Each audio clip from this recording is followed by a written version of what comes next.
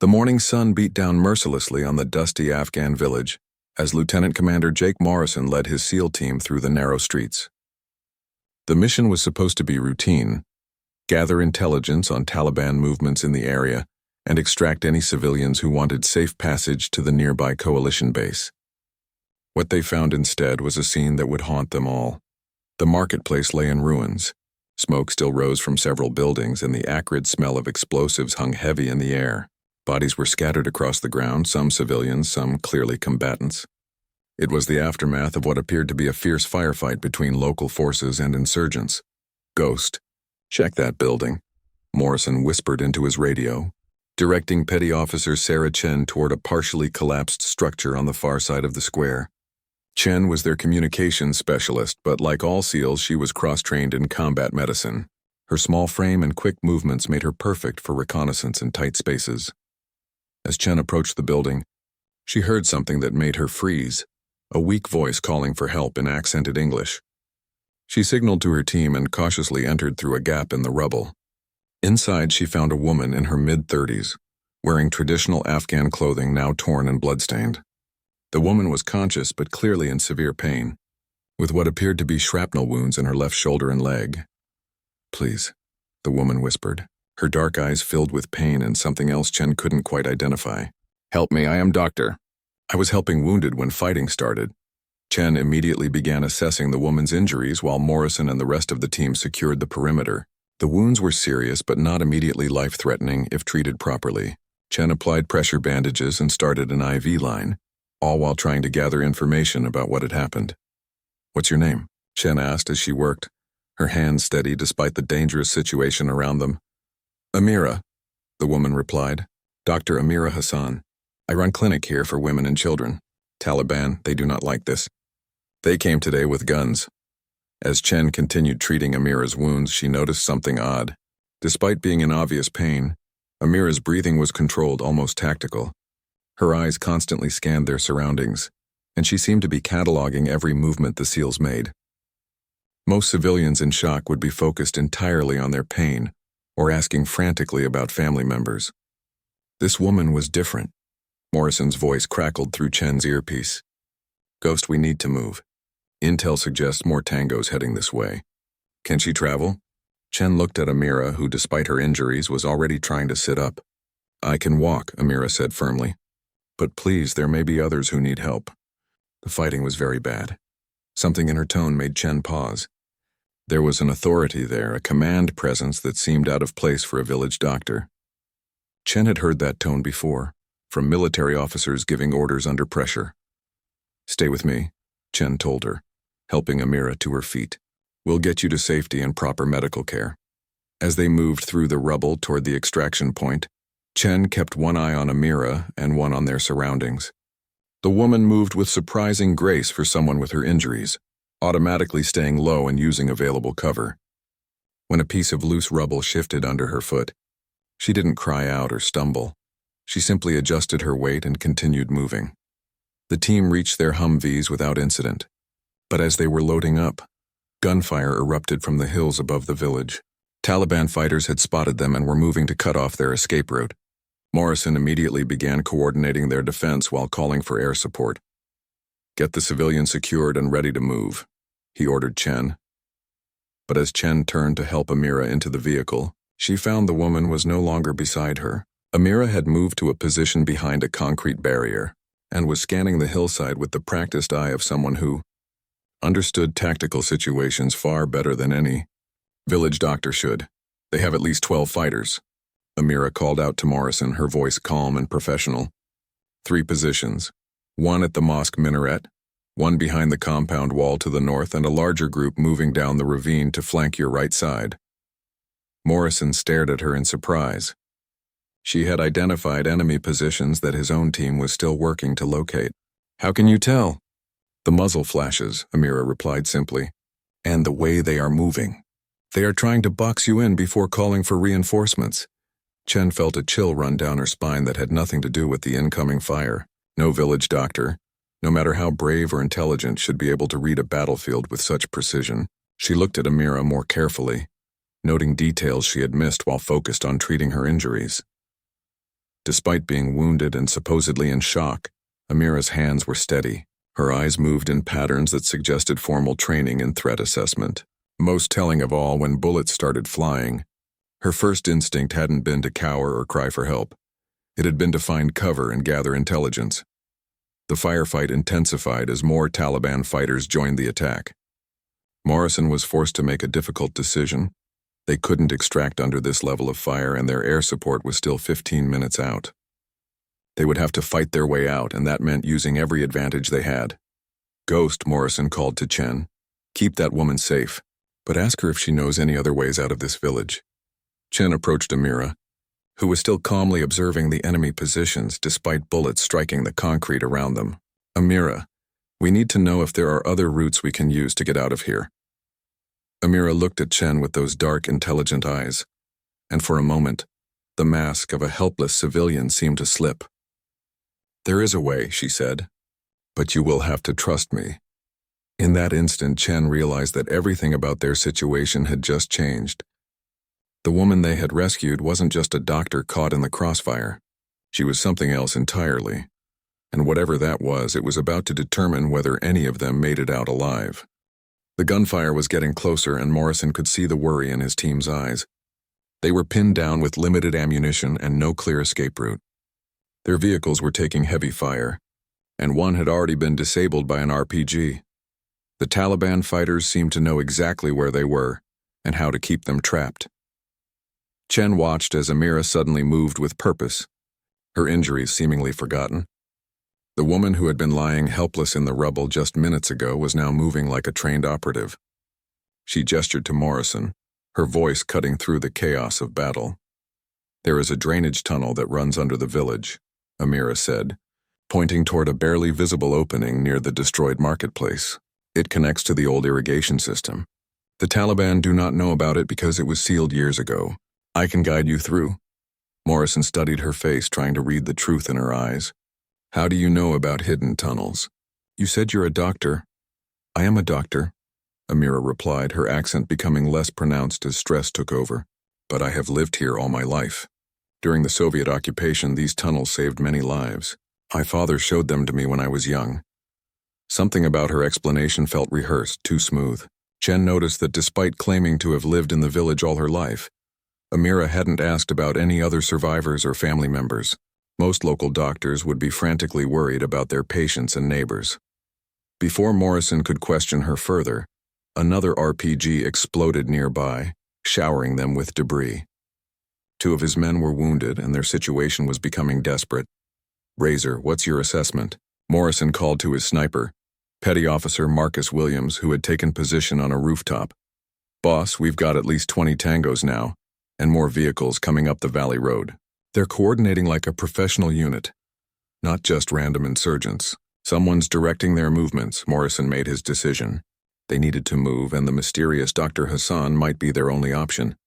"All right, Doctor. Lead the way, but understand, if this is a trap, you won't survive it." Amira nodded grimly. "If this is a trap, none of us will survive it." She led them toward the tunnel entrance, moving in a low crouch that spoke of military training. Chen noticed that Amira automatically checked corners and used hand signals that looked suspiciously like standard military communication. When debris blocked their path, she found alternate routes with the ease of someone who had studied urban warfare. The tunnel entrance was hidden behind fallen masonry from a bombed building. Amira moved the rocks with surprising strength for someone with shrapnel wounds, and Chen realized that the woman's injuries, while real, weren't as limiting as they should be. Either she had incredible pain tolerance, or she was running on adrenaline and training that went far beyond medical school. This tunnel system was built by the British during their occupation in the 1800s, Amira explained as they prepared to enter. The Soviets expanded it, and during the Taliban's first rule, resistance fighters used it to move supplies and people. The tunnel was dark and narrow, barely wide enough for the fully equipped SEALs. Amira moved ahead with confidence, using a small flashlight to navigate the underground passages. Chen noticed that she never hesitated at intersections, never paused to get her bearings. She knew this route by heart. As they moved through the tunnels, Chen's radio crackled with updates from their air support. "Ghost Team, this is Eagle Eye. We're tracking approximately 30 hostiles searching the village. They seem to know you're underground and are checking every possible exit. Morrison grabbed Chen's arm. Ask her how they could know about the tunnels. When Chen relayed the question, Amira stopped walking. In the dim light of their flashlights, her face showed something between resignation and determination. Because, she said quietly, someone in your chain of command told them you were coming. The words hit the team like a physical blow. Morrison immediately raised his weapon, but Amira didn't flinch. I am not your enemy, she said calmly. But someone is. This mission was compromised before you ever set foot in this village. The Taliban were waiting for you. How could you possibly know that? Chen demanded. Amira looked at each of the SEALs in turn as if weighing a crucial decision. Because I am not just Dr. Amira Hassan. I am Major Amira Hassan, Afghan National Army Intelligence. I have been operating undercover in this village for 8 months, tracking Taliban supply routes and leadership structure. The revelation sent shockwaves through the team. Morrison's mind raced with the implications. If she was intelligence, why hadn't they been briefed about her presence? Why was she maintaining a medical cover in such a dangerous area? Prove it, Morrison said, his weapon still trained on her. Amira reached slowly into her torn shirt and pulled out a small device that Chen recognized as a military-grade encrypted communicator. She activated it with a fingerprint scanner and handed it to Morrison. The display showed current intelligence reports and mission updates that only someone with high-level clearance could access. I was tasked with identifying the source of leaked operational intelligence, Amira continued. American Special Forces missions in this region have been failing at an alarming rate. Too many Taliban forces in exactly the right positions. Too many ambushes that suggest advanced knowledge of your tactics and timing. Williams, who had been silent up to this point, spoke up. If you're intelligence, why didn't you identify yourself immediately? Because I do not know who I can trust, Amira replied. The leak could be coming from anyone. Field operatives, communications personnel, or even command staff. Until I determine the source, I trust no one completely. Chen felt pieces of a puzzle clicking together. The woman's tactical awareness, her knowledge of the village layout, her calm under fire, it all made sense now. But it also raised more questions. If you've been here 8 months, you must have intelligence on local Taliban operations. Why haven't you shared it with coalition forces? Amira's expression darkened. I have shared it. 3 times I provided detailed intelligence about planned attacks. Each time the information was acted upon, and each time the Taliban were warned in advance. After the 3rd failed operation, my superiors ordered me to operate independently, until the security breach could be identified. Morrison lowered his weapon slightly. What kind of intelligence are we talking about? Weapons caches, leadership meetings, supply convoy routes. Information that could have saved dozens of coalition lives and disrupted Taliban operations for months. Instead, it appears to have been used to set more effective traps. The tunnel suddenly seemed smaller and more oppressive. If Amira was telling the truth, they weren't just fighting their way out of an ambush, they were running from a systematic betrayal that put every future operation at risk. Chen looked at the woman who had gone from helpless civilian to wounded doctor to intelligence operative in the span of an hour. If we get out of this, what happens next? Amira checked her communicator again, her face grim. If we get out of this, we find out who has been selling American and Afghan lives to the Taliban. And then we stop them. The tunnel system stretched for what felt like miles underground. Amira led them through a maze of passages that seemed to branch in every direction. The air was stale and thick with dust, making breathing difficult for the heavily equipped SEALs. Their boots splashed through puddles of stagnant water that had collected in the lower sections. Morrison kept his team in tight formation, but his mind was wrestling with the implications of Amira's revelation. If there really was a leak in their intelligence network, it explained why so many recent operations had gone wrong.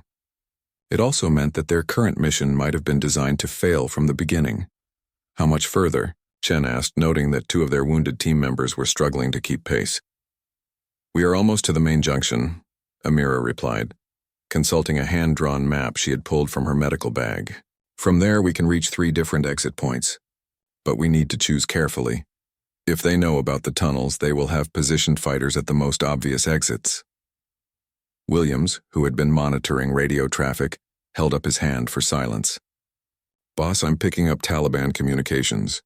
They're using military-grade encryption, not the usual civilian radios. Morrison felt his blood run cold. Taliban fighters typically used basic radio equipment or cell phones. Military encryption suggested either captured equipment or direct support from someone with access to advanced technology. "Can you break their encryption?" Morrison asked. "Not with field equipment," Williams replied. "But Major Hassan might have access to the right decryption keys if she's really intelligent." Amira took Williams's radio and connected her encrypted device to it. After a few minutes of rapid typing, voices in Pashto began coming through clearly. She listened intently, her expression growing darker. "They are coordinating with someone called Phoenix," she translated. "This Phoenix is giving them real-time updates on our position and telling them which tunnel exits to cover." Chen felt a chill that had nothing to do with the underground temperature. "Someone is tracking us right now?" "It appears so," Amira said grimly. "Phoenix just told them we are in the main tunnel heading east. They are moving teams to block the eastern exits." Morrison immediately changed direction, leading his team down a side passage that headed north. "How are they tracking us?" "We're underground with no GPS signal." Amira studied her equipment readings carefully. "Your radio communications are encrypted, but someone with the right access codes could triangulate your position based on signal strength. Or..." She paused, looking at each team member's gear. "Someone could have placed a tracking device on your equipment." The possibility sent the team into immediate action. They quickly checked each other's gear, looking for anything that didn't belong. It was Chen who found it, a small device attached to the underside of their satellite communication unit, disguised to look like a standard component. "This wasn't part of our original equipment," Chen said, showing the device to Morrison. "Someone added this after our gear was issued." Morrison carefully removed the tracker, his anger building. "This means someone with access to our equipment bay is working with the enemy. That narrows down the suspect list significantly." Amira examined the device with professional interest. "This is sophisticated technology, not something the Taliban could obtain on their own. Your Phoenix has access to high-level military resources." Williams was monitoring the Taliban communications when he suddenly grabbed Morrison's arm. "Boss, they just lost our signal. Phoenix is telling them to spread out and check all exits because they can't track us anymore." Without the tracker, they had bought themselves some time, but they were still trapped underground with enemy forces controlling the surface. Morrison made a tactical decision. "Major Hassan, you know these tunnels better than anyone. What's our best option for getting out undetected?" Amira studied her map carefully. "There is an exit that leads to the old cemetery outside the village. It has not been used in years and is partially collapsed. The Taliban may not know about it, but it will be dangerous. The tunnel structure is unstable." "More dangerous than facing 30 armed fighters on the surface?" Morrison asked. "Perhaps not," Amira admitted. "But if the tunnel collapses while we are inside, we'll take that risk," Morrison decided. "Lead the way." As they moved deeper into the tunnel system, Chen noticed that Amira was favoring her wounded leg more than before. The adrenaline that had been masking her pain was wearing off, and her injuries were becoming more limiting. "Let me check your wounds," Chen offered during a brief rest stop. Amira reluctantly allowed Chen to examine her injuries. The shrapnel wounds were worse than they had initially appeared, and she was losing more blood than she had let on. Chen realized that the woman had been operating on pure determination and professional training. "You need proper medical attention," Chen told her. "These wounds are serious." "I know," Amira replied quietly, "but not as serious as what will happen if Phoenix continues to compromise your operations. How many more American soldiers will die because someone is selling information to the enemy?" Her words hit home with the entire team. They all knew colleagues who had been killed or wounded in operations that had gone wrong unexpectedly. If there really was a systematic leak, it represented a betrayal that went beyond any single mission. Morrison checked his watch. They had been underground for over an hour, and their air support would be wondering why they hadn't reached the extraction point. Soon, search and rescue operations would begin, potentially putting even more lives at risk. "Major Hassan, once we reach the surface, what's your plan for identifying Phoenix?" Amira's expression hardened. "I have been building a database of operational intelligence and mission outcomes. Cross-referencing the leaked information with personnel who had access should reveal patterns. But I will need access to your command structure and communication logs." "That's going to be difficult to arrange," Morrison said. "If Phoenix is embedded in our command structure, requesting those logs could expose our investigation." Then we must be very careful about who we trust, Amira replied. And we must assume that Phoenix is already trying to eliminate any threats to their operation. William suddenly held up his hand for silence again. Through the tunnel walls they could hear voices and movement above ground. Taliban fighters were searching the area directly above them, and the sounds were getting closer. They know we are here, Amira whispered. Someone has told them about this section of the tunnel system. Morrison felt the walls of conspiracy closing in around them. Not only was Phoenix tracking their movements and passing information to the enemy, but the intelligence network seemed to be more comprehensive than they had imagined. How long until we reach the cemetery exit? Morrison asked. 15 minutes if we move quickly, Amira replied. But the last section will require us to crawl through a partially collapsed area. With your wounded men and my injuries, it will be slow going. Above them, the sounds of searching grew more systematic. The Taliban fighters were methodically checking every possible entrance to the tunnel system. It was only a matter of time before they found the right access point.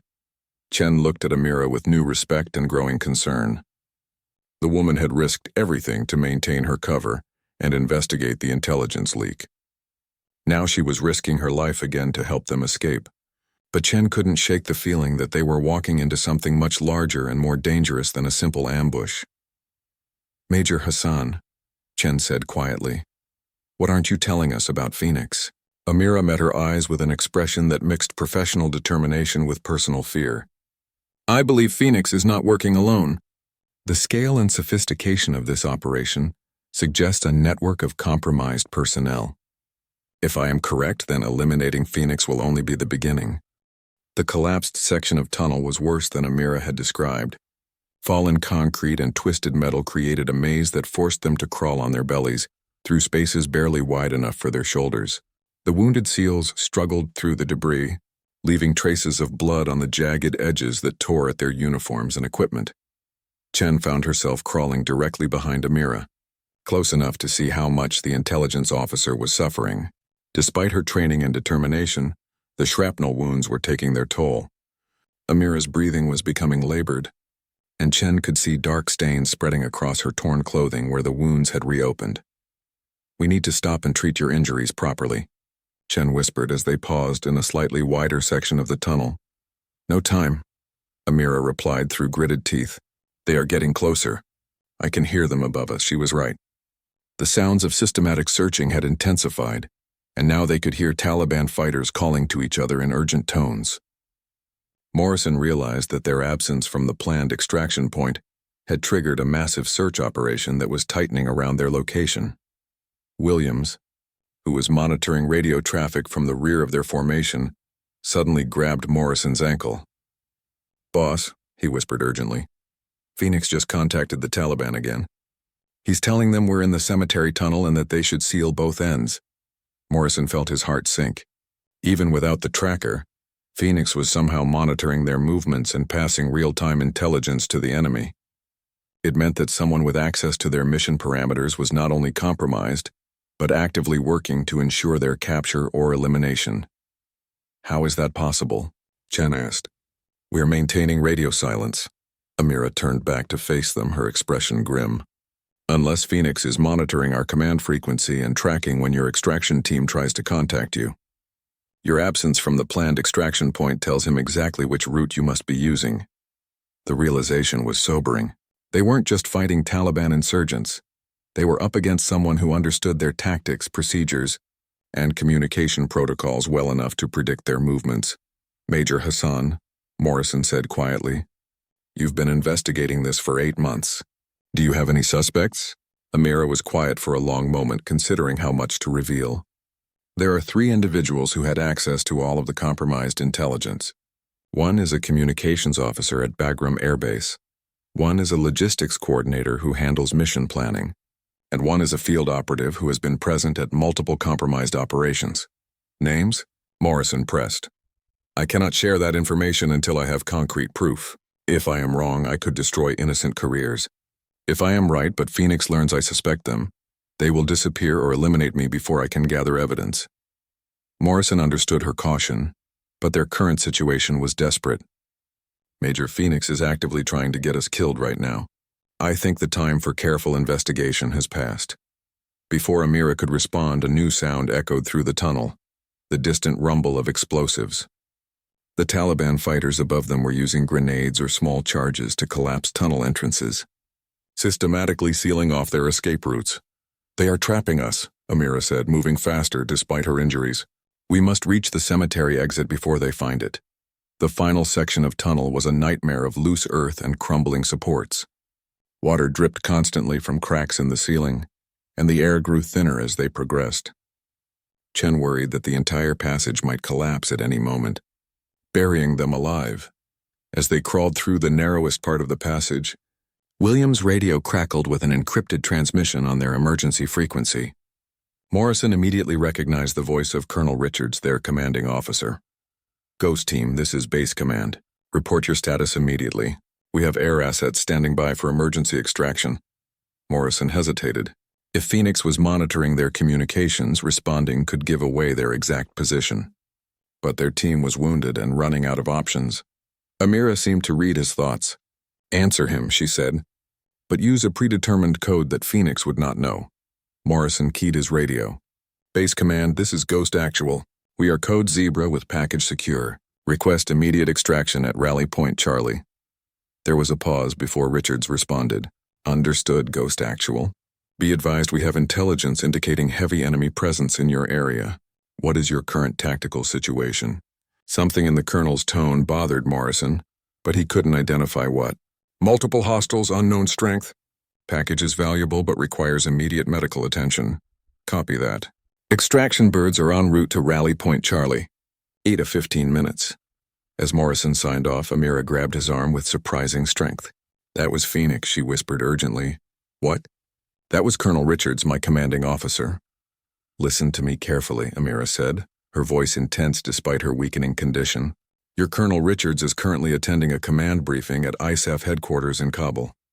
I know this because my intelligence network tracks senior officer movements for security purposes. He cannot be at your base giving extraction orders." The implications hit Morrison like a physical blow. Someone was impersonating his commanding officer, using their own communication frequencies and protocols. It meant Phoenix had access not just to intelligence but to their entire command structure. "Then who was that?" Chen asked. "Someone who knows your procedures well enough to sound authentic," Amira replied. "And now they know you are heading to Rally Point Charlie, which means it's a trap." Morrison finished. "They'll have forces waiting there." Williams confirmed their worst fears. "Boss, I'm picking up Taliban communications about repositioning teams to the old cemetery. Phoenix just told them exactly where to expect us." They were less than 50 meters from the tunnel exit when they heard the sound of vehicles arriving above ground. Through cracks in the tunnel ceiling, they could see lights and movement as Taliban fighters took positions around the cemetery. Morrison made a command decision. "We're not going to Rally Point Charlie. When we exit this tunnel, we find an alternate extraction point and contact our real command structure." "How do we know who to trust?" Chen asked. Amira struggled to pull her encrypted communicator from her gear. "I have a secure channel to my intelligence headquarters. They can verify the identity of anyone in your command structure and establish a clean communication link." As they reached the final section before the exit, the sounds above ground grew more organized. Taliban fighters were setting up defensive positions, clearly expecting them to emerge from the tunnel at any moment. "They know exactly where this exit is," Morrison realized.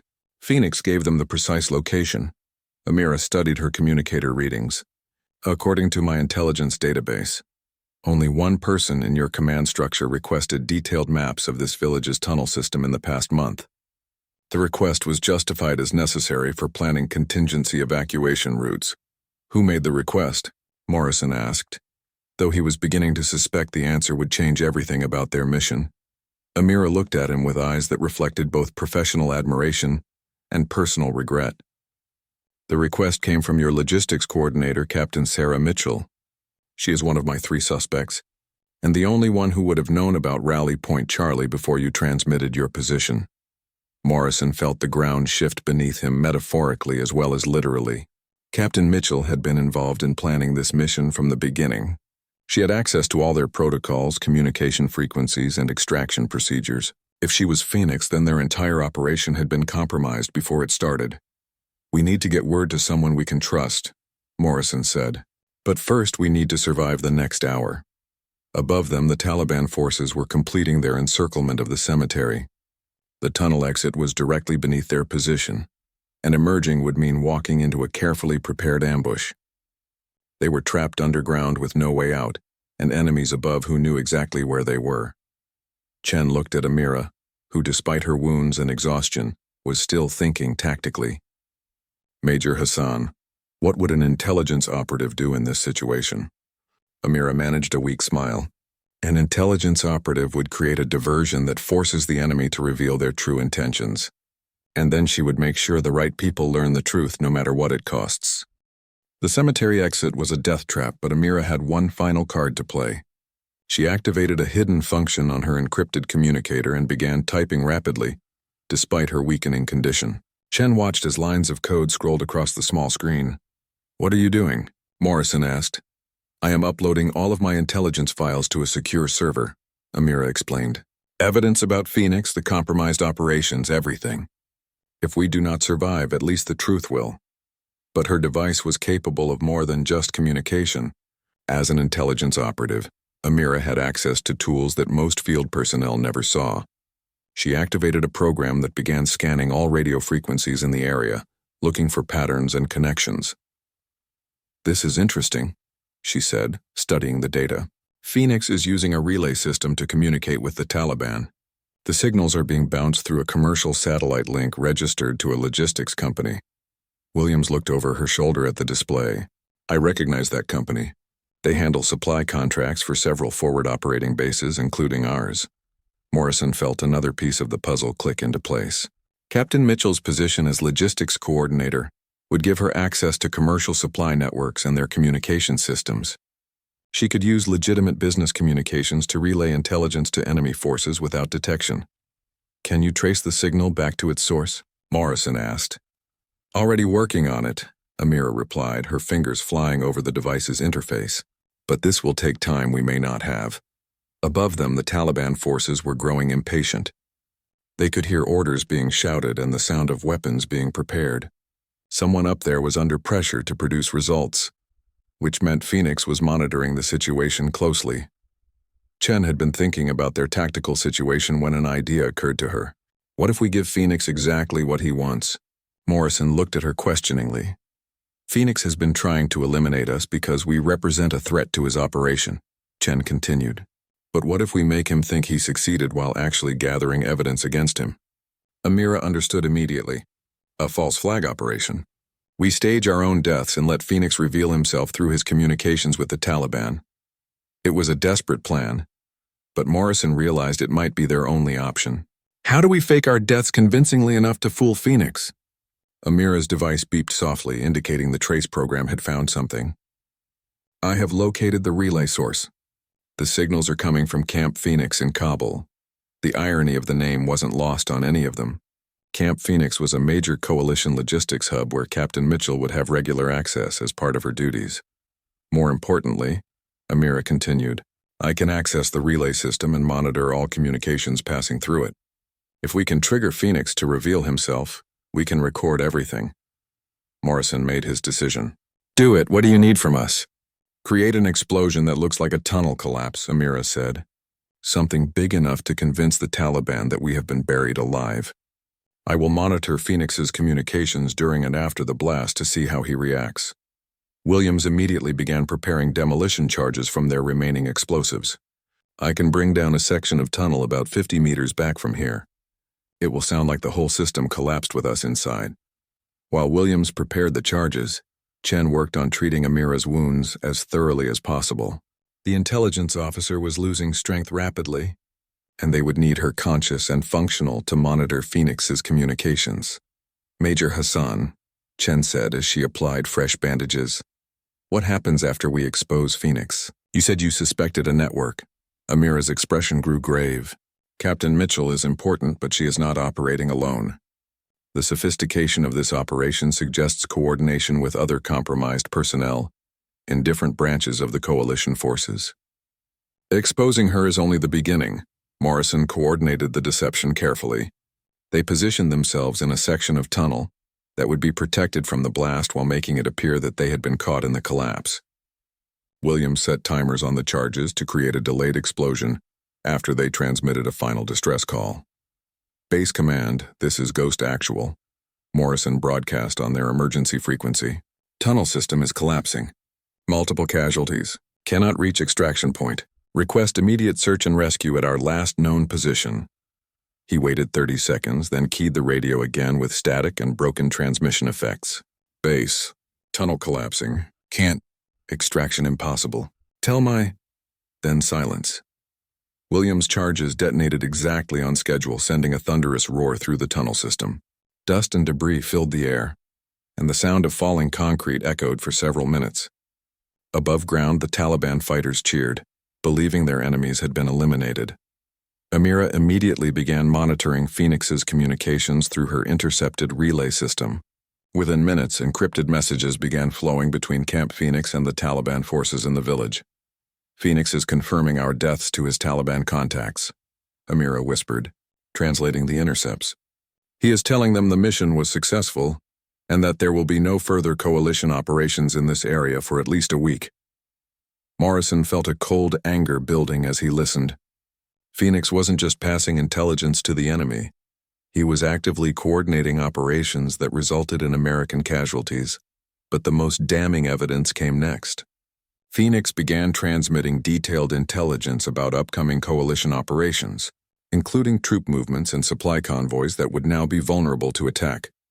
He is planning 3 more ambushes, Amira reported, her voice filled with professional disgust. Operations that will happen in the next 72 hours. Dozens of coalition personnel will be at risk. Chen realized the magnitude of what they were witnessing. We're not just gathering evidence of past crimes. We're preventing future ones. Amira's equipment was recording everything, building an unbreakable case against Phoenix and documenting his entire operational network. But she was also discovering something that shocked even her experienced intelligence background.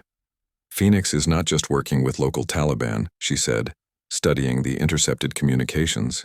He is coordinating with a sophisticated network that includes compromised personnel in British, Canadian, and German units. This is a multinational conspiracy.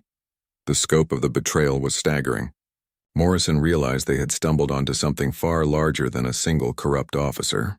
They were looking at a systematic compromise of coalition intelligence that had probably been responsible for dozens of failed operations and hundreds of casualties. Williams was monitoring the Taliban communications when he noticed something unusual. Boss, the Taliban fighters above us are being ordered to withdraw. Phoenix is telling them to clear the area immediately. Morrison understood the implication. He wants to make sure there are no witnesses when search and rescue arrives. The official story will be that we died in an accidental tunnel collapse during combat operations. Amira was growing weaker, but she continued working with grim determination. I am uploading all of this evidence to multiple secure servers. Even if Phoenix discovers we are alive and tries to eliminate us, the truth will survive. As the Taliban forces withdrew from the cemetery, the SEAL team prepared for the next phase of their plan. They needed to escape the tunnel system and make contact with trustworthy coalition forces, but they also needed to do it in a way that didn't alert Phoenix to their survival. Major Hassan, who in the coalition intelligence network can we trust with this information? Morrison asked. Amira consulted her database of personnel files. There is a British intelligence officer, Colonel James Whitfield, who has been investigating similar anomalies in their operations. And there is an American FBI counterintelligence agent, Agent Rebecca Torres, who has been embedded with coalition forces specifically to investigate security breaches. Chen realized they had more allies than they knew. So we're not alone in this investigation. No, Amira confirmed.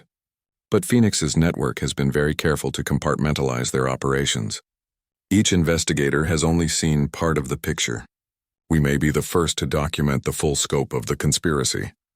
The tunnel had grown quiet above them, but Morrison knew their window of opportunity was limited. Soon, legitimate search and rescue teams would arrive and Phoenix would be monitoring their communications to ensure the cover story held. We need to move, Morrison decided. But we can't use any coalition communication systems until we make contact with verified clean personnel. Amira struggled to her feet with Chen's help. Despite her wounds and exhaustion, her eyes still burned with professional determination.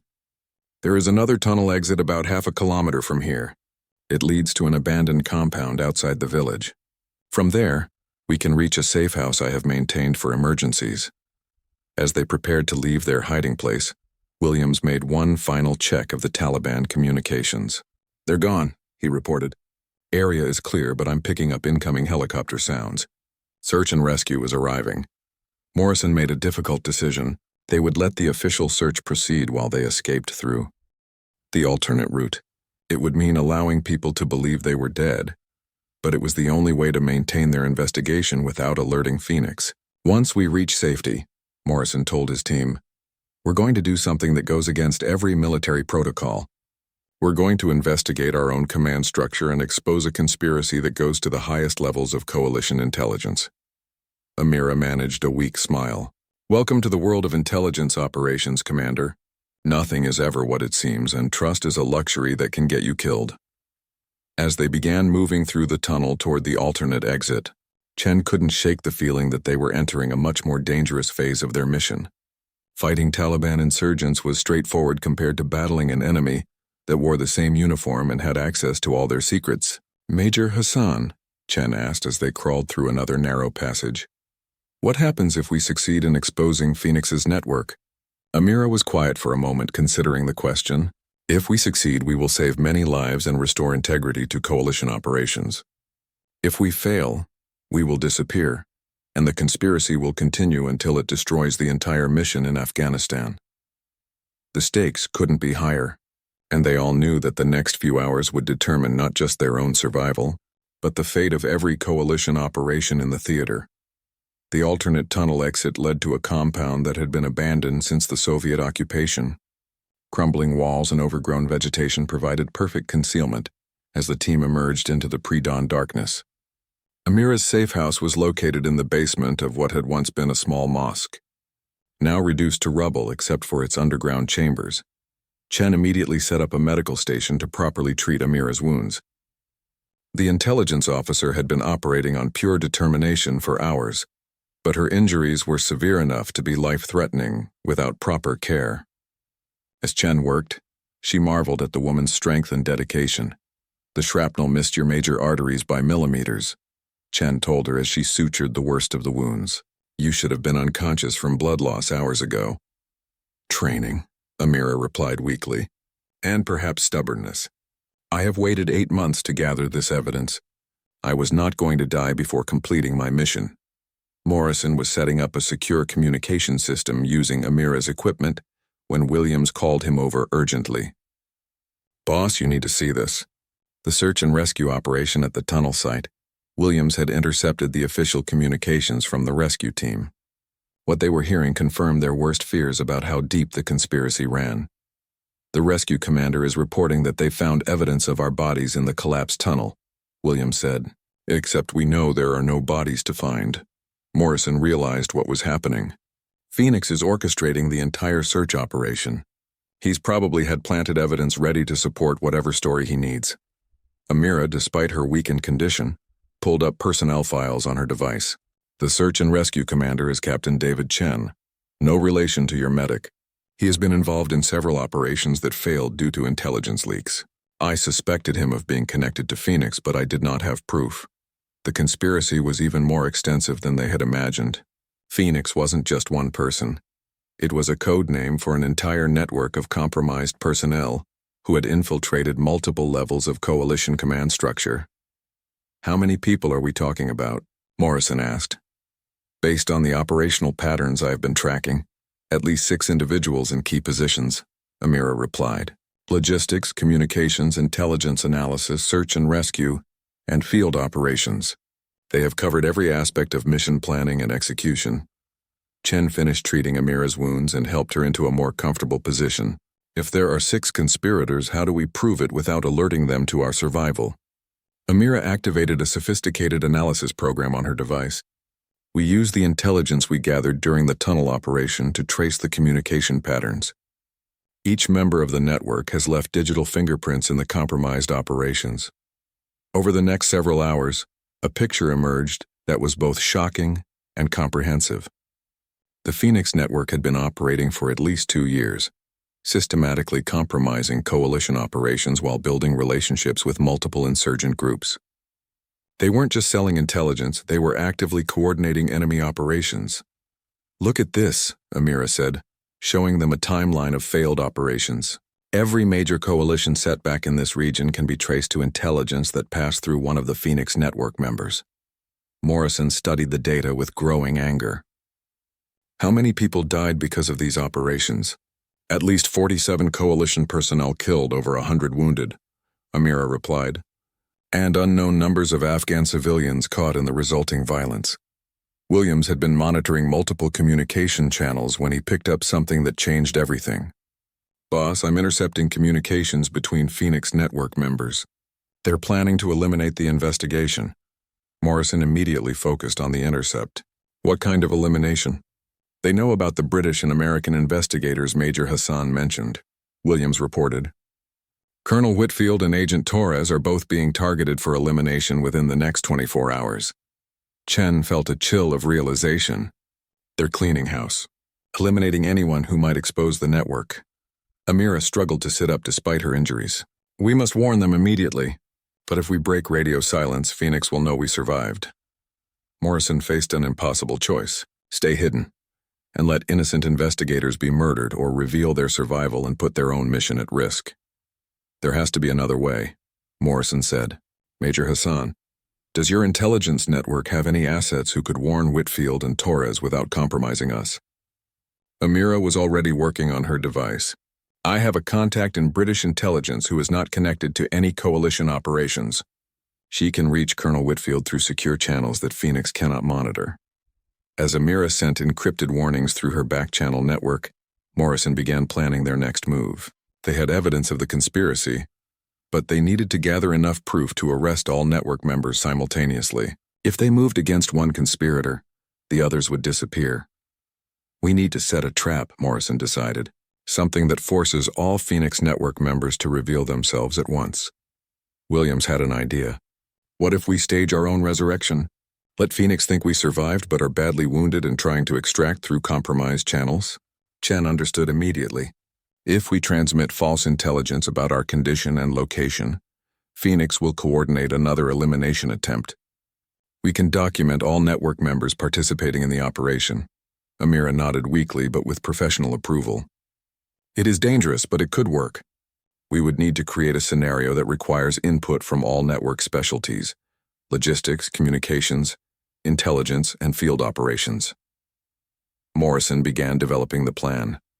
They would emerge from hiding and transmit a carefully crafted distress signal indicating they had survived but were severely wounded. They would request extraction through normal channels while secretly documenting every person who had access to their communications. "The key is making Phoenix believe we're vulnerable while actually controlling the entire situation," Morrison explained. "We feed them just enough truth to make our story believable while gathering evidence of their coordination." But Amira raised a crucial concern. "If we miscalculate, Phoenix will send overwhelming force to eliminate us. We will not survive a second ambush." Chen checked her medical supplies. "How long can you function with your injuries, Major Hassan?"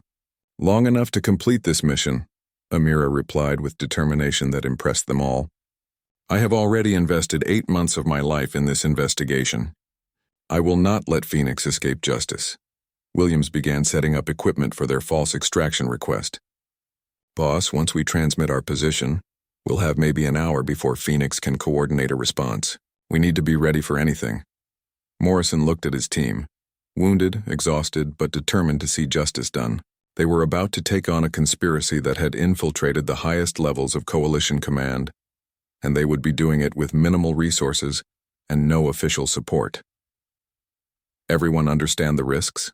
Morrison asked. "Once we start this, there's no going back. We either expose the entire Phoenix network or we die trying." Chen spoke for all of them. "Sir, we've already been marked for death by these traitors. At least this way we go down fighting for something that matters." Amira managed to smile despite her pain. "In intelligence work we have a saying, the truth is worth any sacrifice. I believe your SEALs understand this principle." Morrison keyed his radio to begin their most dangerous mission yet. "All right, people. Let's catch some traitors. The transmission that would either expose the Phoenix network or get them all killed went out at 0400 hours. Morrison carefully crafted the message to sound desperate but believable. Base Command, this is Ghost Actual. We survived tunnel collapse but have multiple serious casualties. Currently hiding in abandoned compound grid reference 417892. Request immediate medical evacuation. We have valuable intelligence that cannot fall into enemy hands. Within minutes, Morrison's radio crackled with a response that chilled him to the bone. It was the same voice that had impersonated Colonel Richards earlier. Ghost Actual, this is Base Command. Understood your situation. Medical evacuation inbound your position. Be advised. Taliban forces still active in area. Maintain defensive posture until extraction. Amira, monitoring the intercepts through her equipment, immediately began tracking the web of communications that followed Morrison's transmission. Her screens lit up with data as Phoenix Network members coordinated their response. Captain Mitchell is tasking aircraft for your extraction, Amira reported, but she is also sending coded messages through the commercial satellite relay to Taliban forces. She is coordinating another ambush. Williams was tracking multiple communication channels. Boss, I count at least 5 different people responding to our transmission. They're all coordinating with each other through encrypted back channels. Chen was amazed at how quickly the conspiracy sprang into action. It's like watching a machine. They've done this so many times they have it down to a system. Morrison realized they were witnessing the full scope of the Phoenix network in operation. Major Hassan, are you getting all of this on record? Every communication, every coordination message, every piece of evidence, Amira confirmed. When this is over, we will have documented proof of systematic betrayal at multiple levels of coalition command. But the evidence was coming at a terrible cost. Morrison watched through their concealed position as coalition helicopters approached. Helicopters that he knew were being directed into a Taliban ambush. The aircrew had no idea they were flying into a trap set by their own people. We can't let those pilots die, Morrison said, reaching for his radio. Amira grabbed his arm with surprising strength. If you warn them now, Phoenix will know we have discovered their network. All of our evidence becomes worthless and they disappear forever. Morrison faced the most difficult decision of his military career. Save the pilots and lose the chance to stop a conspiracy that had already killed dozens of people. Or let good people fly into danger to preserve evidence that could prevent future casualties. Williams made the choice for him. Boss, I'm picking up Taliban communications. They're not setting up an ambush for the helicopters. They're moving to surround our position on the ground. Chen understood immediately. Phoenix isn't trying to eliminate the aircrew. They're using them as bait to draw us out into the open where Taliban forces can finish us. Morrison felt a cold respect for the tactical sophistication of the Phoenix network. They were using coalition resources to eliminate threats to their operation, while maintaining complete deniability. The helicopters will arrive safely, Amira explained. But when they land to evacuate us, Taliban forces will attack. The official report will state that we were killed during a medical evacuation gone wrong. Morrison keyed his radio one final time. Base Command, this is Ghost Actual. We are under heavy fire. Cannot reach designated landing zone. Taliban forces have us surrounded. Tell my family. Then he cut the transmission and turned off their radio. To anyone monitoring, it would appear that Ghost team had been overrun and eliminated before extraction could be completed, but Amira's equipment continued recording as Phoenix Network members coordinated the final phase of their operation. What they captured was even more damning than Morrison had expected. They are not just eliminating us, Amira reported. They are planning to use our supposed deaths as justification for a major offensive operation that will put hundreds of coalition personnel in danger. Williams stared at the intercepts in disbelief. They're going to get more people killed just to cover their tracks? Chen realized the full scope of what they were fighting. This isn't just about selling intelligence. They're actively manipulating military operations for their own purposes. Morrison watched through binoculars as Taliban forces took positions around their compound. But something was wrong with the tactical picture. The enemy fighters were moving with too much confidence, taking positions that suggested they expected no resistance. Major Hassan, how do Taliban forces typically behave when surrounding a SEAL team? Amira understood his concern immediately. They should be much more cautious. American special forces have a reputation for fighting to the last man. These fighters are moving like they expect to find bodies, not living enemies.